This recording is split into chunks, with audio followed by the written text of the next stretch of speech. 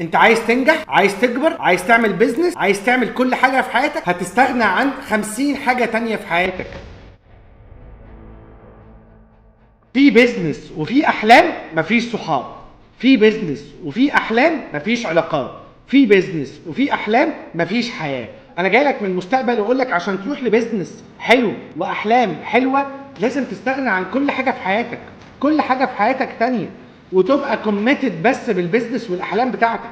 تبقى ما بتدورش على حاجة، يعني مش هتخرج بالليل مع اصحابك، يعني مش هتروح تقابلها، يعني مش هتنجوي وتنزل تشتري معاهم لبس، يعني هتستغنى عن كل حاجة حلوة هم بيعملوها عشان انت هتعمل حاجات تانية حلوة انت مستنيها. فلو انت عايز تروح للحتة الحلوة التانية اللي انت مستنيها، سيب الحتة لان اللي انت بتعمله دلوقتي ده شوية وهيخلص.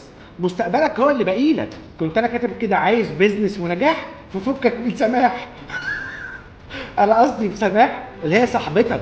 انا مش قصدي ان انت ما تصاحبش وما ترتبطش، بس لو ارتبطت وقعدت تفكر في متطلباتها وقعدت تفكر في متطلبات صحابك، وانت يا عم كبرت علينا ولا ايه يا عم، احنا عايزين نخرج. النجاح مش سهل يا حبيبي، عشان كده مش كل الناس بتعمله.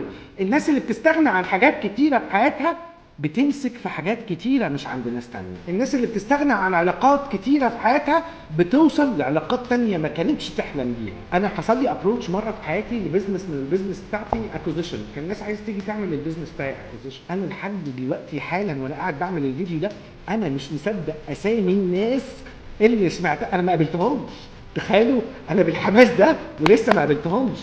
انا بس سمعت اسامي الناس اللي بعتين لي الراجل اللي جاي يقول لي احنا عايزين ناخد البيزنس بتاعك. فانت لو عايز بيزنس واحلام وطموح وحاجات، فكك من اي حاجه تفرحك دلوقتي. انا مش قصدي انكد عليكم، هناك نوعين من الالم، الم الندم والم الالتزام. فخليك ملتزم وفكك من كل حاجه تفرحك دلوقتي عشان تكسب كل حاجه ممكن تفرحك بعدين.